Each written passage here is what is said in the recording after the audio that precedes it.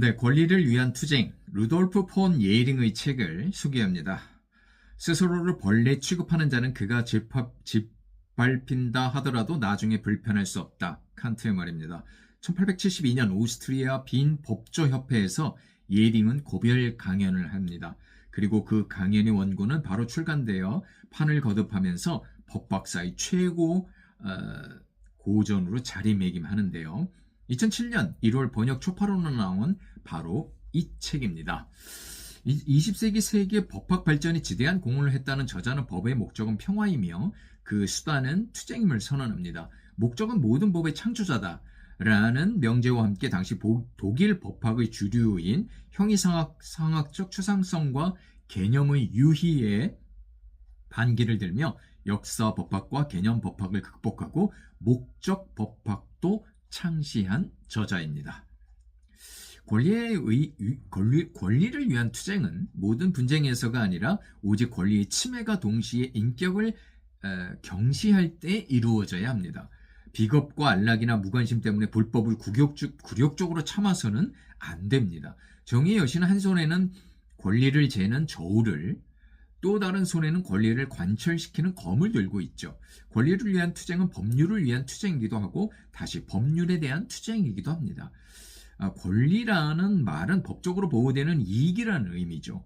불법적 권리 침해에 대한 적법한 투쟁은 지속적으로 발전하는 법의 영원한 노동의 다른 표현일 수 있지만 정당한 법 집행이나 권리 행사에 대한 부당한 투쟁은 단죄되어야 마땅함은 당연합니다. 당신은 투쟁하는 가운데 스스로의 권리를 찾아야 한다. 저자는 빈 대학 시절 러시아 황태자인 레오 갈라친으로부터 인류에게 법학의 불을 가져다준 법학의 프로메테우스라는 찬사를 듣는데 이는 곧 그의 별명으로 굳어집니다. 짧은 분량이지만 책은 주제에 따라 총 4장으로 구성되었으며 그것의 구분은 역자의 의도입니다. 세상의 모든 권리는 투쟁에 의해서 쟁취되며 권리는 단순한 사상이 아닌 살아있는 힘이고 법은 자연적으로 형성되지 않고 탐구나 쟁취 및 투쟁이나 분투의 결과물임을 제1장 법과 권리의 생성과 목적에서 설명합니다. 제2장 법과 권리를 위한 개인의 투쟁에서는 순수 이해 타산으로 출발한 개인의 투쟁은 도덕적 생존을 거쳐 정의 실현의 단계까지 발전하는 단계를 보여줍니다.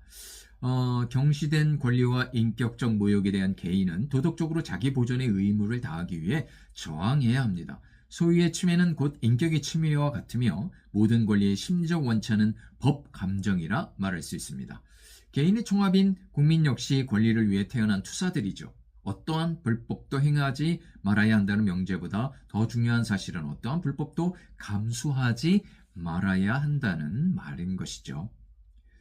권리 위에 잠자는 자는 보호받지 못한다. 제3장 국민의 법 감정에서는 개인의 사소한 권리 주장이 모여 국민 전체의 권리 주장으로 이어짐을 설명합니다. 부당한 규정과 악의에 찬 제도를 타파해야 함은 국가의 신성한 의무이며 국민 법감정의 행위의 자유를 부여함은 국민의 권리를 보호하는 일입니다. 마지막 제4장 독일 보통법에서 권리를 위한 투쟁의 문제에서는 로마법의 3단계를 소개하면서 당시 현행법의 오류 2가지를 지적합니다. 금전뿐만 아니라 침해된 가치의 보상을 제거함으로 인하여 인격 자체에 대한 공격을 인정하는 법의 이상주의를 포기하는 것과 피해자보다는 오히려 범죄자를 보호하는 정당 방위권의 위축을 말합니다. 셰익스피어가 지은 베니스의 상인에서 일어난 잘못된 법 집행을 고발하는 내용은 흥미롭죠. 채권자인 샤일록과 채무자인 안토니오 간의 계약 증서를 인정한 재판정이 그 계약을 실행함에 있어서 안토니오의 살 1파운드를 피가 전혀 나오지 않는 상태에서 정확하게 1파운드만 잘라야 한다고 한 판결은 명백한 오류라는 점입니다. 사람의 살에 어떻게 피가 없을 수 있으며 1파운드가 모자라도록 잘라도 계약을 위반한 것은 아니라는 분석이죠. 마치 어떤 거리의 통행을 인정한 후에 발자국을 남겨서는 안 된다는 궤변과 마찬가지로 볼 수 있습니다. 저자에 대한 역자의 찬사는 말미, 해설을 통해서도 느낄 수 있지만 법학에 대한 충분한 양의 독서와 식견이 부족한 탓으로 마냥 감탄하기는 좀 어려웠습니다. 법에 대한 지식이 약간 필요한 그런 책이었고요.